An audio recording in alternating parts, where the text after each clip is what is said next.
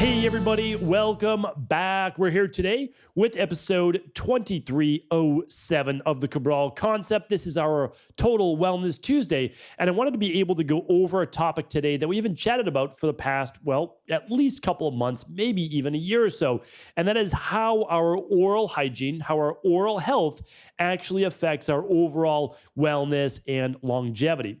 So a lot of times when we think about, achieving our wellness goals, our body transformation goals, or our longevity-based goals, we overlook the importance of our actual teeth and gums. Why this is so important, and I've actually chatted about this in the past, so I do want you to check out episode 2307, the show notes. So if you go to stephencabral.com/2307, in the show notes today, I'll actually share with you previous podcasts I've done on how to find a good biological dentist, on oral hygiene routines, meaning like, should you be oil pulling? If so, what type of oil? Should you be flossing? If so, what type of floss? And toothbrushes, all of those different things. So I podcast on those, and I do want to make sure that I link those up for you. However, today though, I want to really try to impress upon you the fact that gum disease, bacterial buildup in the mouth, and some type of breakdown of the teeth, which we'll talk about, can actually affect your overall chances of getting type 2 diabetes and cardiovascular base risk. None of those things ideal, but overall it can cause inflammation in the body. And we know that inflammation in the body is implicated with over 90%, and I would say probably 100, of all dis-ease in the body in general. So how can this be? How is that happening? And what can we do about it besides just brush our teeth, floss our teeth? All right, so let's go over that today. First, I just want to give you a rundown because unless you're someone that's actually studied this, you probably don't actually even know how the teeth are built, how they're affected at all. So we're just going to give you a super quick rundown. But the teeth that you see, right? So the actual white of the tooth that you see is called the enamel. So the enamel, of course, can break down. We'll talk about that in a moment. But below the enamel, you have something called dentin. Okay, so that's the layer below the enamel. They're about the same thickness, but the enamel is the outer coating. That's the protective layer. Below the dentin is the pulp. So that's where the nerves are going to go up to inside of the pulp. Think of the pulp as like the soft tissue that feeds all the nutrients and blood flow to the teeth, but also it can take the bacteria and it can take also nutrients back in through the tooth as well. So it's a two-way street where the roots run up, right? So if you talk about a root canal, well, what do you need to do? You actually need to get to the pulp of the tooth to be able to remove those roots. And then we have the overall bone in which the teeth sit into underneath the gum base line. So when you talk about the crown of the tooth, you're really talking about the dentin, you're talking about the enamel on top of it, and you're talking about the roots that reach up to above the gum line, all right? So everything above the gum line, again, I'm using this in air quotes, essentially the crown of the tooth. Now, everything below the gum line is really looking at the overall root, although, of course, the teeth, right? The teeth extend down below the gum as well and sit into the bone. So when we start to get tooth decay, which we're going to talk about, how does that happen, how to prevent it, what you're talking about is some plaque buildup on the tooth itself, around the gum line, and also there can be inflammation of the gums leading towards gingivitis, but you can actually get plaque on top of the teeth. Now, after a while, it starts to decay the actual enamel. And when it starts to break down the enamel, we can start to lead towards a decay in the dentin and actually getting cavities. So these are cavitations in the teeth. These are all basically holes in the teeth that then eventually will expose through the dentin to the pulp, which leads to the roots. You're definitely going to have most likely pain by that point in the teeth or in that tooth itself. And that is, of course, when the tooth may or may not be salvageable, and you may have to have some type of dental-based surgery, whether it be a root canal, it might be a removal of the tooth, it might be a crown. There's different types of things that we can go into. I've actually laid out all the different scenarios, and essentially after speaking with many experts in this field, I am not an expert biological dentist. However, I do know many biological dentists, and I shared that in my book, The Rain Barrel Effect. And of course, I have podcasts on that as well. Like I said, I will be sharing that with you as well. One of the things why I think that this is so important is that the rate right now is about 40%, probably higher, of adults over the age of 30 that have some level of gum disease or the early stages of gum disease, often called gingivitis, that begins with inflammation and a deterioration of the gums away from the teeth. We start to get those receding gums. We start to get maybe bacterial buildup, tartar buildup, and some type of gum-based disease. Not ideal, but often caused by medications that people are on that might be causing dry mouth. They might have had fillings in the past. They might not be taking care of their teeth to the best use possible. They might be under a lot of stress, which then again decreases saliva output. That can dry out the enamel and actually crack it. Not good at all. We'll talk about that. Then there's also people that smoke, right? If you smoke, you're most likely going to be breaking down the actual teeth. Not good. And another part of that is processed foods, right? So processed foods, sugars can allow the anaerobic bacteria in the mouth to begin to multiply, which can create all sorts of not ideal bacteria that can also lead to then cavitations, cavities, and gum-based disease. So as I stated in the beginning of the show, this can all lead to then heart disease. Like that's the biggest risk. There's definitely a risk for an increased risk for type 2 diabetes. There's no doubt about it. It's not going to raise your blood sugar, but certainly going to raise your inflammation-based levels. So that's certainly a concern as well.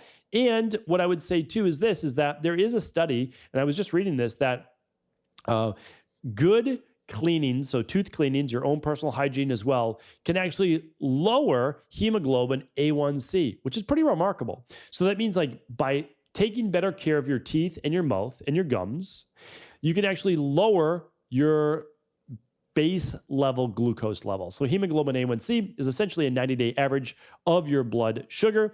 It's represented by, let's say, a 5 to a 5.7, 5.7 and above. You're moving towards type 2 diabetes or have type 2 diabetes. And essentially, most people in our practice are at that 5.5 to maybe 5. Some people in the high 4s that might drop a little bit more into hypoglycemia at times. But that's an indicator of your overall glucose levels over the past 90 days. So that is one point. But again, the bigger factor is heart disease. So if we know that the number one killer in the entire world is heart disease, we need to approach this from every level possible. Because unfortunately, again, it is the number one cause of mortality. It certainly kills people before their true life expectancy of what it should be, and oftentimes strikes in the 50s, believe it or not, all the way through, again, your mid-70s, depending on your, there's a lot that goes into this, meaning like gum disease is not the only part of it, but what are your overall HSCRP levels? What are your overall homocysteine levels? What's oxidized cholesterol look like? All of these things matter. I know a lot of people don't like to look at cholesterol. It still matters. It's not the only thing, but it's one factor, right? Reductionist methodologies allow you to say only this one thing matters. No, that's not the case at all. We look at oxidation, stress, inflammation in general. Well, when you have bacteria and you have inflammation moving through the body, especially from the mouth, it can cause inflammation of the arteries. They can cause plaque buildup in the arteries. So not a good thing. And a big study demonstrated that individuals with gum disease are 25% more likely to develop heart disease. And so again, in my opinion, it's one more thing to look at, especially since bacteria traveling from the mouth into the bloodstream can actually harm the valves of the heart. And I'll link up these studies for you if you want to go a little bit deeper as well. So now then it comes down to, well, what do we do, right? Because I don't want to provide you with the gloom and doom without saying, listen, we can all move past this. We can all make sure that we're not suffering from this. First things first, find a good biological dentist. I will link up a website that allows you to find a good biological dentist. And that's very straightforward, very easy to do. These dentists have postdoctoral training in mercury amalgam removal. If you need to have that done, you definitely want to do that with a biological dentist with the latest state-of-the-art tools to be able to make sure that you are not bringing all that mercury back in your body. But also, they're going to use typically much less invasive surgeries and protocols if that is actually what's called for. They might be using ozone injections. They're going to be doing far less x-rays of your mouth, minimally invasive x-rays if they need to. They're not going to be doing x-rays every time you go in, which I certainly do not recommend. So that is that. So you definitely want to meet with your biological dentist, have them take a look. The very first time you go in, you might be doing x-rays, but again, I do not recommend that all the time, especially if you have healthy teeth, for sure. But let me give you some ones that you can do from a lifestyle perspective alone. Just basically 3 main things that you can be doing, all right?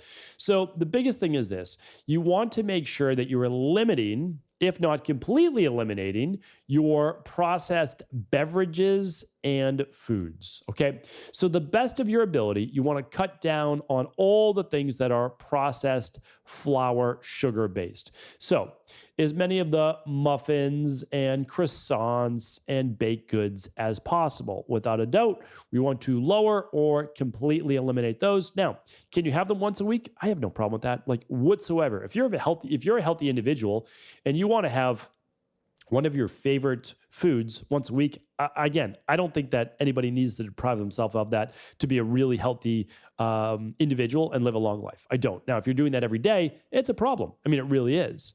And the same thing, and again, it's not just that. We're talking about all processed foods, certainly candies and anything sugar-based like that you don't want to do. Food is not included in that category.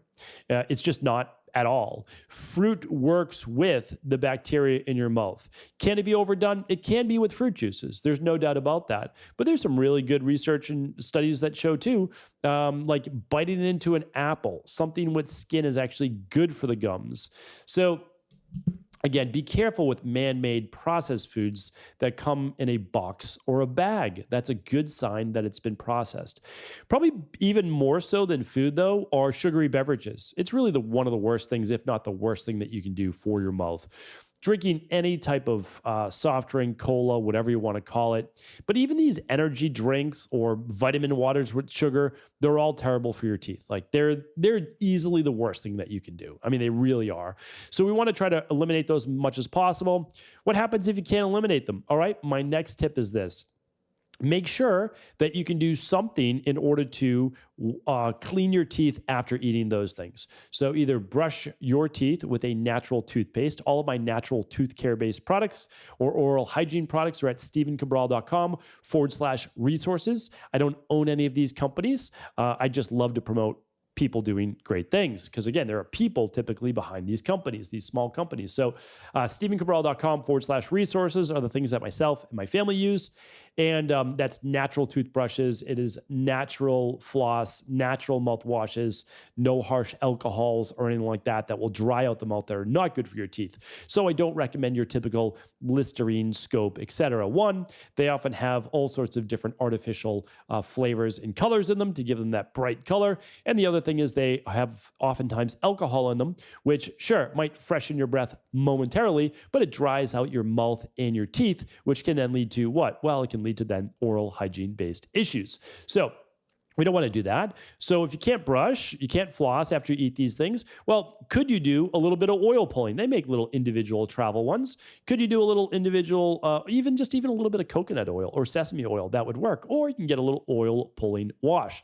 That would be fine. And the last one, if you're not able to have anything, I'm not an advocate of chewing gum. However, there are some healthier versions of gum that you can actually chew after a meal or some processed food or drinks that contain xylitol and other items that would be able to clean those teeth. I don't recommend swallowing a lot of sugar alcohols, but certainly you could chew up a piece of gum if you had to as your last resort. If you're ever chewing gum, just make sure you don't do it between meals, that you are doing it after a meal, because it's going to most likely tell and signal your stomach to produce hydrochloride or hydrochloric acid to digest whatever it is that is in your stomach. So again, the act of chewing tells your brain we are consuming food. So that's why I only recommend doing after a meal. All right, one more tip for you here today.